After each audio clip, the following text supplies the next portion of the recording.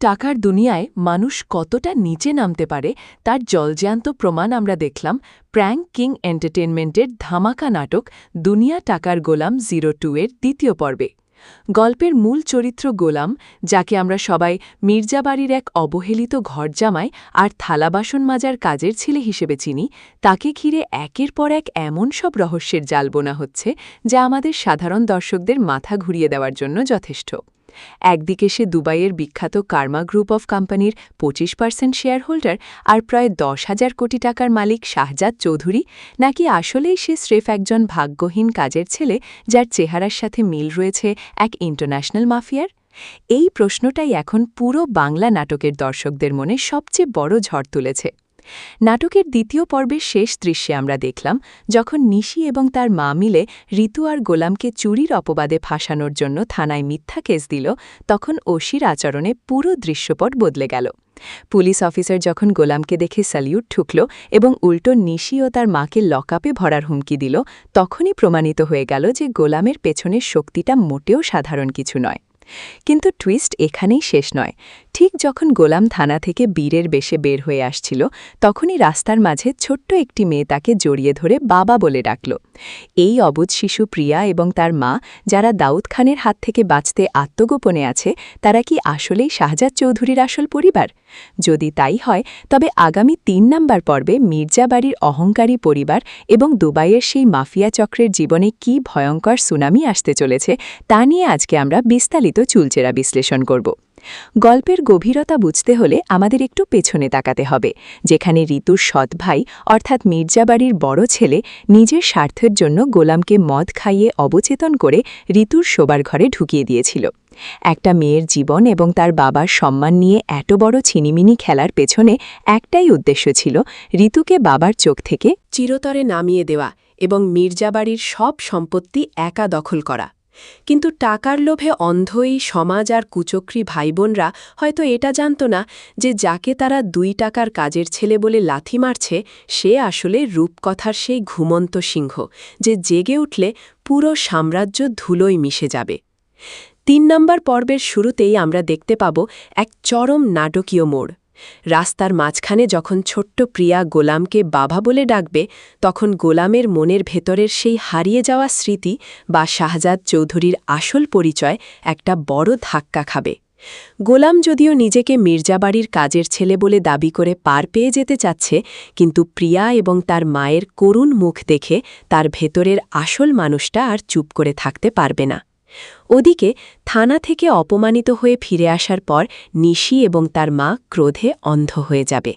তারা কোনোভাবেই বিশ্বাস করতে পারবে না যে একজন সামান্য ঘরজানাইয়ের ইশারায় পুলিশ অফিসার তাদেরকে লকআপে ভরার ভয় দেখিয়েছে। তারা এবার গোলামের আসল পরিচয় বের করার জন্য আড়ালে থেকে নতুন কোনো ষড়যন্ত্রের জাল বুনবে। একই সাথে দুবাইয়ের কার্মা গ্রুপের সেই রহস্যময় ডন এবং আসল শাহজাদ চৌধুরীর বাবার পুরনো বন্ধু, যে গোলামকে 10,000 কোটি টাকার শেয়ার বুঝিয়ে দিতে চাচ্ছে, সেও কিন্তু শান্ত হয়ে বসে থাকবে না। সে তার বিশ্বস্ত বডিগার্ডদের নির্দেশ দিয়েছে গোলামের ওপর 24 ঘণ্টা নজর রাখতে। 3 নম্বর পর্বে আমরা দেখতে পাব এই মাফিয়া চক্র মির্জাবাড়ির আশেপাশে তাদের গুপ্তচর মোতায়েন করবে। যখন তারা দেখবে যে এই 10,000 কোটি টাকার মালিক একটা সাধারণ বাড়িতে থালা বাসন মাজছে এবং শাশুড়ি আর শেলিকার লাথি ঝাঁটা খাচ্ছে, তখন কার্মা গ্রুপের সেই ডন নিজেই মির্জাবাড়িতে এসে হাজির হবে। ভাবুন একবার, যে মির্জাবাড়ি গোলামকে দিন রাত অপমান করে, সেই বাড়ির ড্রয়িং রুমে যখন দুবাইয়ের ইন্টারন্যাশনাল মাফিয়ারা কোটি টাকার ব্রিফকেস আর আধুনিক অস্ত্র নিয়ে এসে দাঁড়াবে, তখন ঋতুর সৎমা এবং সৎ ভাইয়ের মুখের অবস্থা কেমন হবে? এই দৃশ্যটি 3 নম্বর পর্বের অন্যতম সেরা এবং সিনেমাটিক একটি মুহূর্ত হতে চলেছে, যা দর্শকদের গায়ে লোম খাড়া করে দেবে। কিন্তু সবচেয়ে বড় মনস্তাত্ত্বিক লড়াইটা হবে ঋতু আর গোলামের মধ্যে। ঋতু তার বন্ধুদের সামনে হোটেলের ম্যানেজারের কাছে যেভাবে অপমানিত হয়েছিল এবং গোলামের ডাবল আইডেন্টিটি ব্যবহার করে যেভাবে রুমের ব্যবস্থা করে নিজের সম্মান বাঁচিয়েছিল, তাতে ঋতুর মনে গোলামের প্রতি একটা অদ্ভুত কৌতূহল এবং হালকা সফট কর্নার তৈরি হতে শুরু করেছে। ঋতু এখন আর গোলামকে শুধু একজন কাজের ছেলে হিসেবে দেখতে পারছে না। সে প্রতিনিয়ত ভাবছে একটা মানুষের চেহারার মিলের কারণে পুলিশ থেকে শুরু করে হোটেলের বড় বড় ভিআইপিরা কেন এভাবে পা চাটছে। ৩ নম্বর পর্বে ঋতু নিজে গোলামকে একা ডেকে তার আসল সত্যটা জানতে চাইবে। সে কি আসলেই শাহজাদ চৌধুরী নাকি শুধুই গোলাম? এই সত্য মিথ্যার দোলাচলের মধ্য দিয়ে ৩ নম্বর পর্বের প্রথম অংশ আমাদের এক চরম উত্তেজনার মুখোমুখি দাঁড়া করবে, যেখানে প্রতিটি সংলাপ হবে বুলেটের মতো ধারালো এবং প্রতিটি দৃশ্য হবে রহস্যে ঘেরা। রাস্তার মাঝখানে যখন ছোট্ট প্রিয়া গোলামের পা জড়িয়ে ধরে বাবা বলে ডুকরে কেঁদে উঠল, ঠিক তখনই দুনিয়া টাকার গোলাম ২-এর পুরো গল্পের মোড় একদম ১৮০ ডিগ্রি ঘুরে গেল। ৩ নম্বর পর্বের এই দ্বিতীয় অধ্যায়ে আমরা দেখতে পাব এক চরম আবেগঘন ও হৃদয়স্পর্শী দৃশ্য। গোলাম প্রথমটাই প্রচণ্ড ঘাবড়ে যাবে, কারণ সে নিজেকে মির্জাবাড়ির ঘর জামাই আর সোজা সরল গোলাম হিসেবেই চেনে। কিন্তু প্রিয়ার ওই আকুল চাহনি আর বাবা ডাকের মধ্যে এমন এক অদৃশ্য টান ছিল যা গোলামের চেনা পৃথিবীকে এক নিমেষে ওলটপালট করে দেবে। প্রিয়ার মা যখন দূর থেকে দৌড়ে এসে প্রিয়াকে টেনে নেবে এবং গোলামের দিকে তাকিয়ে স্তব্ধ হয়ে যাবে, তখন সেই মুহূর্তের নীরবতা হবে যে কোনো সিনেমাটিক থ্রিলারের চেয়েও ধমকানো। শাহজাদ চৌধুরীর স্ত্রী অর্থাৎ গোলামের আসল জীবনের প্রথমার্ধের সেই নারী, যে এতদিন দাউদ খানের খুনিদের হাত থেকে নিজের আর সন্তানের জীবন বাঁচাতে মালিবাগ বা ছাকার কোনো এক গোপন ডেরায় লুকিয়েছিল, সে নিজের চোখের সামনে নিজের স্বামীকে জীবন্ত ফিরে দেখেও বিশ্বাস করতে পারবে না। কারণ জানামতে শাহজাদ চৌধুরী তো আইনি লড়াই লড়তে লড়তে হঠাৎ করেই নিখোঁজ হয়ে গিয়েছিল, যাকে দাউদ খানের লোকেরাই হয়তো মেরে ফেলেছে বলে সবাই ধরে নিয়েছিল। ৩ নম্বর পর্বের এই অংশে আমরা দেখতে পাব গোলামের মাথায় তীব্র যন্ত্রণা শুরু হবে যখনই সে প্রিয়া আর তার মায়ের মুখের দিকে তাকাবে। তার অবচেতন মনে কিছু আবছা স্মৃতি, যেমন দুবাইয়ের বিলাসবহুল জীবন, তার বাবার হত্যাকাণ্ড এবং একটি ভয়ঙ্কর গাড়ি দুর্ঘটনার শব্দ তার কানের ভেতর বাজতে থাকবে। আসলে গোহানের এই স্মরণাতা কোনো নাটক নয়, বরং অতীতের এক ভয়ঙ্কর ট্রমা বা দুর্ঘটনার কারণে সে তার স্মৃতিশক্তি হারিয়ে ফেলেছিল এবং ভাগ্যের নির্মম পরিহাসে এই মির্জাবাড়ির কাজের ছেলে সেজে ঘর জামাই হয়ে দিন কাটাচ্ছিল। প্রিয়ার মা যখন দেখবে যে তার স্বামী তাকে চিনতে পারছে না এবং নিজেকে গোলাম নামে পরিচয় দিচ্ছে, তখন সে কান্নায় ভেঙে পড়বে। কিন্তু সে খুবই বুদ্ধিমান একজন নারী। সে ভালো করেই জানে, যদি সে এই মুহূর্তে রাস্তার মাঝখানে কোনো হট্টগোল তৈরি করে বা গোলামকে জোর করে নিজের সাথে নিয়ে যেতে চায়, তবে দাউদ খানের স্পাইরা, যারা প্রতিনিয়ত শাহজাদ চৌধুরীর রক্তের খোঁজ করছে, তারা তাদের অবস্থান জেনে যাবে। তাই সে বুক ভরা কষ্ট চেপে প্রিয়াকে কোলে নিয়ে দ্রুত সেখান থেকে চলে যাবে, কিন্তু গোলামের মনে এক বিরাট সন্দেহের বীজ বুনে দিয়ে যাবে। ওদিকে গোলাম যখন মির্জাবাড়িকে ফিরে আসবে, তখন তার চেনা জগৎটা আর আগের মতো থাকবে না। থালা বাসন মাজার সময় বা কাপড় ধোয়ার সময় তার বারবার মনে হতে থাকবে সে কি আসলেই এই মির্জাবাড়ির দাসত্ব করার জন্য জন্মেছে, নাকি তার আসল পরিচয় সত্যি অন্য কিছু। এদিকে মির্জাবাড়ির ড্রয়িং রুমে তখন চলছে অন্য লেভেলের হাই ভোল্টেজ ড্রামা। নিশি আর তার মা থানা থেকে চরম অপমানিত হয়ে ফিরে এসে সোফায় বসে ফুঁসছে। নিশির সৎ ভাই, যে নিজেকে অনেক বড় চালবাজ মনে করে, সে তার মাকে বলবে, মা, এই গোলাম কোনো সাধারণ কাজের ছেলে না। ও যদি স্মাগলার বা মাফিয়া হতো তবে পুলিশ ওকে দেখে স্যালিউট মারত না। নিশ্চয়ই ও কোনো বড় গ্যাংস্টার, যে নিজের আসল পরিচয় লুকিয়ে আমাদের এই বাড়িতে কোনো গুপ্তচরবৃত্তি বা বড় কোনো ডাকাতির উদ্দেশ্যে ঢুকেছে। এই আইডিয়াটা নিশির মায়ের মাথায় বেশ ভালোভাবেই গেঁথে যাবে। তারা ভাববে, গোলাম যদি কোনো অপরাধী চক্রের লোক হয়, তবে তার ঘরে বা তার ব্যাগে অবশ্যই এমন কিছু প্রমাণ আছে যা দিয়ে তাকে চিরতরে জেলে পাঠানো সম্ভব। আর ঠিক এই সুযোগটাই তারা নেবে। যখন গোলাম ঘরের বাইরে থাকবে, তখন নিশি আর মা এবং সৎভাই মিলে গোলাম ও ঋতুর ঘরে তল্লাশি চালাবে। তারা গোলামের সেই পুরনো ছেঁড়া ব্যাগটা খুঁজে বের করবে, যা কার্মা গ্রুপের লোকেরা তাকে দিয়েছিল। যদিও গোলাম বলেছিল সে পিস্তল আর ব্যাগ ফেরত দিয়ে দিয়েছে, কিন্তু কুচক্রী ভাইবোনরা কি আর অত সহজে বিশ্বাস করে? তারা ব্যাগের গোপন পকেট থেকে এমন কিছু ডালিল বা বিদেশি কোনো কার্ড পেয়ে যাবে যা সরাসরি দুবাইয়ের কার্মা গ্রুপের সাথে যুক্ত। এই প্রমাণটা পাওয়ার আর লোভ আরও 10 গুণ বেড়ে যাবে। তারা সিদ্ধান্ত নেবে, এবার তারা সরাসরি পুলিশে যাবে না। তারা এই প্রমাণ দিয়ে গোলামকে ব্ল্যাকমেইল করবে এবং তার কাছ থেকে কোটি কোটি টাকা হাতিয়ে নেওয়ার ছক কষবে। টাকার গোলাম এই মানুষগুলো বুঝতেই পারছে না যে তারা আসলে একটা জীবন্ত আগ্নেয়গিরির গায়ে হাত দিতে যাচ্ছে, যা বিস্ফোরিত হলে মির্জা বাড়ির অস্তিত্বই মানচিত্র থেকে মুছে যাবে। দুনিয়া টাকার গোলাম 2 এর এই 3 নাম্বার অধ্যায়ে আমরা দেখতে পাব সম্পর্কের এক নতুন রসায়ন এবং গল্পের সবচেয়ে ভয়ঙ্কর মোড়। একদিকে যখন নিশি আর তার মা গোলামকে ব্ল্যাকমেইল করে কোটি টাকা হাতিয়ে নেওয়ার সস্তা ষড়যন্ত্র করছে, ঠিক অন্যদিকে ঋতুর মনের ভেতরে এক বিশাল ঝড় বয়ে চলেছে। এর আগে ঋতু গোলামকে স্রেফ একজন মেরুদণ্ডহীন কাজের ছেলে আর নিজের গলার কাটা ভাবত, যাকে সে কোনো দিন স্বামী হিসেবে মেনে নিতে পারেনি। কিন্তু রেল স্টেশনে বন্ধুদের সামনে অপমানিত হওয়ার পর গোলাম যেভাবে পুরো পরিস্থিতি একাই সামাল দিল, তাতে ঋতুর অহংকারের দেয়ালটা ধসে পড়তে শুরু করেছে। গভীর রাতে যখন পুরো মির্জা বাড়ি ঘুমে আচ্ছন্ন, তখন ঋতু ব্যালকনিতে দাঁড়িয়ে ভাবছে। ঠিক তখনই গোলাম সেখানে এসে খুব নম্রভাবে দাঁড়াবে এবং জিজ্ঞেস করবে, ম্যাডাম, আপনার কি কোনো কষ্ট হচ্ছে? এক গ্লাস পানি এনে দেব? অতীতে হলে হয়তো ঋতু এই কথায় রেগে আগুন হয়ে যেত এবং গোলামকে চিৎকার করে ঘর থেকে বের করে দিত। কিন্তু আজ রাতে ঋতুর গলার স্বর থাকবে একদম নরম। সে গোলামের চোখের দিকে তাকিয়ে সরাসরি প্রশ্ন করবে, তুমি আসলে কে গোলাম? তুমি কি আসলেই একজন সাধারণ কাজের ছেলে, নাকি অন্য কেউ? ওই 5 স্টার হোটেলের ম্যানেজার বা থানার ওসির মতো বড় বড় মানুষরা তোমাকে দেখে কেন ওভাবে কাঁপছিল? আর আজ দুপুরে রাস্তার মাঝখানে ওই ছোট্ট মেয়েটাই বা তোমাকে বাবা বলে কেন ডাকল? আমার কাছে আর কোনো নাটক করো না, দোহাই তোমার, সত্যিটা বলো। ঋতুর এই আকুল প্রশ্নের সামনে গোলাম একদম নির্বাক হয়ে যাবে। তার নিজের মনের ভেতরেও তো একই প্রশ্ন ঘুরপাক খাচ্ছে। গোলাম খুব আবেগ চড়ানো কণ্ঠে বলবে, ম্যাডাম, আল্লাহর কসম, আমি নিজেকে এই মির্জা বাড়ির গোলাম ছাড়া আর কিছু জানি না। কিন্তু আজকাল যখনই আমি চোখ বন্ধ করি, আমার মনে হয় আমি এক বিশাল বড় অন্ধকার গর্তে পড়ে যাচ্ছি। আমার চোখের সামনে কেবলই রক্ত, গাড়ি দুর্ঘটনা আর কিছু অচেনা মানুষের চিৎকার ভেসে ওঠে। বিশ্বাস করেন ম্যাডাম, আমি আপনাকে কোনোদিন ধোঁকা দিতে চাইনি। গোলামের চোখের সেই সততা আর অসহায়ত্ব দেখে ঋতু প্রথমবারের মতো বুঝতে পারবে যে গোলাম কোনো অভিনয় করছে না, বরং তার জীবনের পেছনে সত্যিই কোনো বড় রহস্য লুকিয়ে আছে। ঋতু সিদ্ধান্ত নেবে সে নিজেই এবার গোলামের অতীত খুঁজে বের করবে। কিন্তু ঋতু যখন গোলামের পাশে দাঁড়ানোর চেষ্টা করছে, ঠিক তখনই মির্জা বাড়ির বাইরে অন্ধকার ঘনিয়ে আসছে। দুবাইয়ের সেই কুখ্যাত অপরাধী এবং শাহজাদ চৌধুরীর বাবার খুনি দাউদ খানের অত্যন্ত বিশ্বস্ত এবং নিষ্ঠুর ডানহাত ব্ল্যাক টাইগার তার দলবল নিয়ে ঢাকায় পা রেখেছে।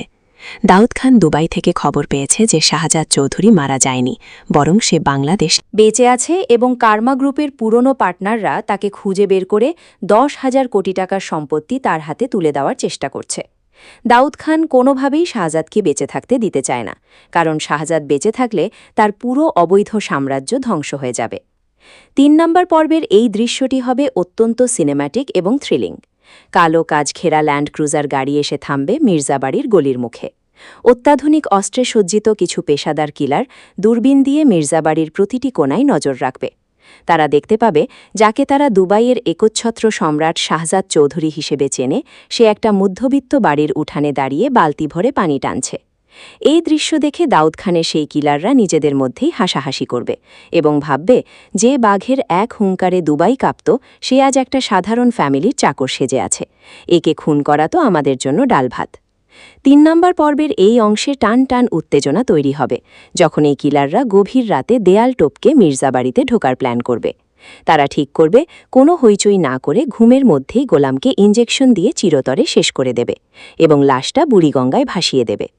দর্শক হিসেবে আমরা যখন স্ক্রিনে দেখব যে কিলাররা আস্তে আস্তে গোলামের ঘরের দিকে এগিয়ে যাচ্ছে আর ওদিকে গোলাম একদম অসাড় হয়ে ঘুমিয়ে আছে, তখন আমাদের বুকের স্পন্দন যেন থমকে যাবে।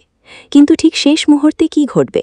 কার্মা গ্রুপের সেই ভালো ডন যে গোলামকে চোখে চোখে রাখার জন্য অলরেডি ঢাকার লোক সেট করে রেখেছিল, তারা কি সময় মতো এসে এই খুনিদের হাত থেকে গোলামকে বাঁচাতে পারবে, নাকি ঋতু নিজে এসে এই মরণ ফাঁদ থেকে তার স্বামীকে উদ্ধার করবে?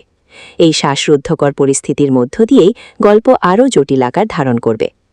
দুনিয়া টাকার গোলাম 2 এর এই 4 নম্বর অধ্যায়ে আমরা এমন এক ভয়ঙ্কর এবং রোমহর্ষক ঘটনার মুখোমুখি হব যা মির্জাবাড়ির প্রতিটি মানুষের পায়ের নিচের মাটি এক নিমেষে সরিয়ে দেবে। গভীর রাত, পুরো এলাকা যখন নিস্তব্ধতায় মগ্ন, ঠিক তখনই দাউদ খানের সেই ভাড়াটে খুনিরা আধুনিক সাইলেন্সার লাগানো পিস্তল হাতে মির্জাবাড়ির ভেতরে প্রবেশ করবে। তাদের মূল টার্গেট একজনই, শাহজাদ চৌধুরী ওরফি গোলাম। কিন্তু ভাগ্যের নির্মম পরিহাসে ঠিক সেই রাতেই নিশির সৎ ভাই আর তার মা ড্রয়িং রুমে বসে ফিসফিস করে প্ল্যান করছিল কিভাবে গোলামের সেই দুবাইয়ের কার্ড দেখিয়ে তাকে ব্ল্যাকমেল করা যায়। টাকার লোভে অন্ধ এই মানুষগুলো টেরও পায়নি যে তাদের ঠিক পেছনের জানালার কাঁচ ভেঙে মৃত্যুর দূত ভেতরে ঢুকে পড়েছে। যখন হঠাৎ করেই মুখোশধারী খুনিরা ড্রয়িং রুমে এসে নিশির ভাইয়ের বুকে পিস্তল ঠেকাবে, তখন লোভী ভাইটার প্যান্ট ভিজে যাওয়ার অবস্থা হবে। নিশির মা ভয়ে চিৎকার দিতে যাবে, কিন্তু তখনই একজন খুনি তার মুখে চেপে ধরে বলবে, একদম চুপ, আওয়াজ করলে কলিজা ঝাঁচড়া করে দেব, বল শাহজাদ চৌধুরী কোথায়? নিশির মা আর ভাই তো ভয়ে কাঁপতে কাঁপতে বলবে, শাহজাদ চৌধুরীকে? আমরা তো এই নামে কাউকে চিনি না, এটা তো মির্জা বাড়ি। খুনিরা তখন গোলামের ছবি দেখিয়ে বলবে, এই লোকটা কোথায়? ছবি দেখেই নিশির মা চিৎকার করে উঠবে, আরে এটা তো আমাদের কাজের ছেলে গোলাম, ও তো পেছনের ছোট ঘরটায় ঘুমায়, আপনারা ওকে নিয়ে যান, মেরে ফেলুন, আমাদের কোনো আপত্তি নেই, দোহাই আপনাদের, আমাদের ছেড়ে দিন। নিজের বাড়ির একটা মানুষকে বাঁচানোর ন্যূনতম চেষ্টাও তারা করবে না, বরং টাকার গোলাম এই পরিবারটি নিজেদের জীবন বাঁচাতে গোলামকে মৃত্যুর মুখে ঠেলে দিতে এক সেকেন্ডও দ্বিধা করবে না। খুনিরা যখন গোলামের ঘরের দিকে এগোবে, ঠিক তখনই সেখানে হাজির হবে ঋতু। ঋতু তার ঘর থেকে পানির জন্য বের হয়েছিল এবং ড্রয়িং রুমের এই অস্বাভাবিক পরিস্থিতি সে দেখে ফেলে। নিজের চোখের সামনে এই ভয়ঙ্কর সন্ত্রাসী আর অস্ত্র দেখে ঋতু স্তব্ধ হয়ে যায়, কিন্তু সে বুঝতে পারে যে এরা গোলামকে খুন করতে এসেছে। ঋতু আর আগের মতো অহংকারী মেয়েটি নেই, সে চিৎকার করে গোলামকে ডাকতে যাবে, কিন্তু তার আগেই একজন খুনি ঋতুকে ধাক্কা দিয়ে মেঝেতে ফেলে দেবে এবং তার দিকে অস্ত্র তাক করবে। আর ঠিক এই সংকটময় মুহূর্তে যখন ঋতুর জীবন বিপন্ন, তখন বন্ধ ঘরের দরজা ভেঙে এক ভয়ঙ্কর সিংহের মতো আবির্ভূত হবে গোলাম। কিন্তু এই গোলাম আর সেই থালাবাসন মাজার কাজের ছেলে গোলাম নয়। ঋতুকে মেঝেতে পড়ে থাকতে দেখে এবং তার উপর অস্ত্র তাক করা দেখে গোলামের মস্তিষ্কের সেই সুপ্ত কোষগুলো এক তীব্র ঝটকায় সচল হয়ে উঠবে। অতীতের সেই স্মৃতি, দুবাইয়ের সেই মাফিয়া ট্রেনিং আর শাহজাদ চৌধুরীর আসল রূপ এক সেকেন্ডে তার ভেতরে ভর করবে। গোলামের চোখের পলক চেনা যাবে না, সে এক অবিশ্বাস্য ক্ষিপ্রতায় প্রথম খুনির হাত থেকে অস্ত্রটি কেড়ে নেবে এবং চোখের পলকে তাকে মেঝেতে আছড়ে ফেলবে। শুরু হবে এক সিনেম্যাটিক এবং হাই ভোল্টেজ অ্যাকশন সিকোয়েন্স। যেই গোলাম এতদিন শাশুড়ির লাথি খেয়ে মুখ বুজে সহ্য করেছে, সে আজ একা খালি হাতে 4 জন সশস্ত্র পেশাদার কিলারকে তুড়ি মেরে উড়িয়ে দেবে। ঘরের দেয়াল, সোফা আর কাঁচ ভেঙে চুরমার হয়ে যাবে গোলামের ঘুষির আঘাতে। নিশি, তার মা এবং ভাই সোফার আড়াল থেকে চোখ বড় বড় করে দেখবে যে তাদের বাড়ির 2 টাকার কাজের ছেলে আসলে কোনো মানুষ নয়, সে এক জীবন্ত ডেস্ট্রয়ার।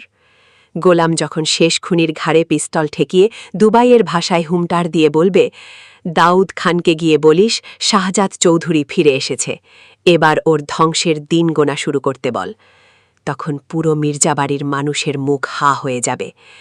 ঋতু মেঝেতে বসে কাঁপতে কাঁপতে তার স্বামীর এই রূপ দেখবে, যা সে কোনো দিন কল্পনাও করতে পারেনি। কিলাররা যখন তাদের আহত সঙ্গীদের নিয়ে লেজ গুটিয়ে পালাবে, তখন ড্রয়িং রুমে নেমে আসবে এক পিন পতন নীরবতা। গোলাম পিস্তলটা সোফার ওপর ছুঁড়ে ফেলে দিয়ে নিজের 2 হাত দেখবে, তার শরীর কাঁপতে থাকবে। শাহজাদ চৌধুরীর আসল আত্মা এখন গোলামের শরীরে পুরোপুরি জাগ্রত, আর এটাই মির্জাবাড়ির জন্য সবচেয়ে বড় আতঙ্কের কারণ হয়ে দাঁড়াবে। দুনিয়া টাকার গোলাম 2 এর এই চূড়ান্ত এবং শেষ অধ্যায়ে আমরা দেখতে পাব এক নজিরবিহীন ও শ্বাসরুদ্ধকর সমাপ্তি, যা দর্শকদের মনে আজীবন গেঁথে থাকবে। ড্রয়িং রুমের সেই রক্তাক্ত এবং সিনেম্যাটিক অ্যাকশনের পর পুরো মির্জা পরিবারের অহংকার আর লোভ এক নিমিষ ধুলোয় মিশে গেছে।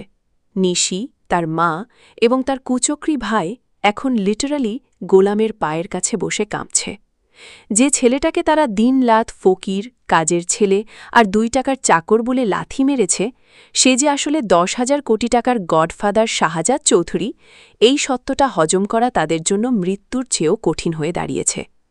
গোলাম তখন ড্রয়িং রুমের মাঝখানে এক রাজকীয় ভঙ্গিতে দাঁড়াবে।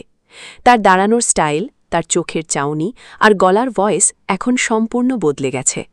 সে নিশির সৎভাইয়ের দিকে তাকিয়ে এক শীতল হাসি দিয়ে বলবে, কিরে ভাইয়া, অনেক তো লাল পানি খাইয়েছিস, অনেক তো চক্রান্ত করেছিস, এবার বল তোদের এই পুরো বাড়ি আর সম্পত্তি যদি আমি 1 সেকেন্ডে কিনে নিই তবে তোরা কোথায় যাবি?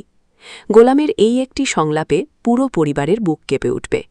ঠিক এই সময়েই মির্জা বাড়ির সামনে এসে থামবে কার্মা গ্রুপের সেই ডনের বিলাসবহুল গাড়ির বহর। শত শত বডিগার্ড এসে পুরো বাড়ি ঘিরে ফেলবে।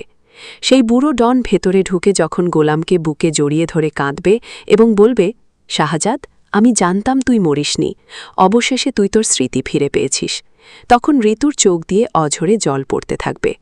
ঋতু বুঝতে পারবে যে তার স্বামী কোনো অপরাধী নয়, সে আসলে এক বিশাল ষড়যন্ত্রের শিকার হওয়া এক বীর। গোলাম এবার তার আসল পরিচয় অর্থাৎ শাহজাদ চৌধুরী হিসেবে প্রথম সিদ্ধান্তটি নেবে। সে নিশি এবং তার মাকে ডেকে বলবে, তোরা টাকার জন্য একটা মেয়ে জীবন ধ্বংস করতে চেয়েছিস, আমাকে চুরির অপবাদ দিয়েছিস। তোদের মতো টাকার গোলামদের শাস্তি পুলিশ দেবে না, তোদের শাস্তি আমি দেব। শাহজাদ চৌধুরী এক লহমায় মির্জা বাড়ির সমস্ত সম্পত্তি, যা তার সৎভাই ব্যাংকে বন্ধক রেখেছিল, তার নিজের নামে কিনে নেবে এবং নিশি ও তার মাকে এক কাপড়ে বাড়ি থেকে বের করে দেওয়ার নির্দেশ দেবে। টাকার অহংকার করা মানুষগুলো এবার আক্ষরিক অর্থেই রাস্তায় এসে দাঁড়াবে। তবে গল্পের সবচেয়ে সুন্দর এবং আবেগঘন মুহূর্তটি আসবে যখন শাহজাদ চৌধুরী তার আসল স্ত্রী এবং ছোট্ট মেয়ে প্রিয়াকে মালিবাগের সেই গোপন ডেরা থেকে সসম্মানে এই রাজপ্রাসাদে ফিরিয়ে আনবে। প্রিয়া যখন দৌড়ে এসে তার বাবাকে জড়িয়ে ধরবে তখন দর্শকদের চোখে পানি চলে আসতে বাধ্য। কিন্তু টুইস্ট এখানেই শেষ নয়। ঋতুর কি হবে? যে ঋতু প্রথম দিকে গোলামকে ঘৃণা করলেও শেষ মুহূর্তে নিজের জীবন বাজি রেখে গোলামকে বাঁচাতে চেয়েছিল, তাকে কি শাহজাদ ফেলে দেবে? না, শাহজাদ চৌধুরী অত্যন্ত ন্যায়পরায়ণ। সে ঋতুর দিকে তাকাবে এবং বলবে, ঋতু, তুমি আমাকে কাজের ছেলে হিসেবে দেখলেও বিপদের দিনে তুমি একজন সত্যিকারের স্ত্রীর মতো আমার পাশে দাঁড়িয়েছ। আমার এই সাম্রাজ্যে তোমার সম্মান আজীবন অক্ষুণ্ণ থাকবে। ঋতু মাথা নিচু করে তার ভুল স্বীকার করবে এবং শাহজাদ চৌধুরীর এই মহানুভবতার সামনে কৃতজ্ঞতায় নত হয়ে যাবে। আর এভাবেই টাকার দুনিয়ায় যারা টাকার গোলাম ছিল তাদের পতন ঘটিয়ে এবং সত্যের জয় সুনিশ্চিত করে শেষ হবে দুনিয়া টাকার গোলাম 2 এর এই অবিস্মরণীয় গল্প। বন্ধুরা, এই ছিল দুনিয়া টাকার গোলাম 2 এর 3 নম্বর পর্বের এক ধামাকা এবং high quality cinematic review script. যদি আমাদের এই ইউনিক স্টোরি লাইন এবং ডকিউ মনোলগ স্টাইলের প্রেজেন্টেশন আপনাদের একটুও ভালো লেগে থাকে, তবে এখনই আমাদের এই ইউটিউব চ্যানেলটিকে লাইক করুন, বন্ধুদের সাথে শেয়ার করুন এবং অবশ্যই সাবস্ক্রাইব করে পাশের বেল আইকনটি বাজিয়ে দিন, যাতে পরবর্তী যে কোনো ধামাকা নাটকের রিভিউ সবার আগে আপনার কাছে পৌঁছায়। আজ এখানেই বিদায় নিচ্ছি, দেখা হবে পরবর্তী কোনো এক্সক্লুসিভ এপিসোডে। ধন্যবাদ সবাইকে।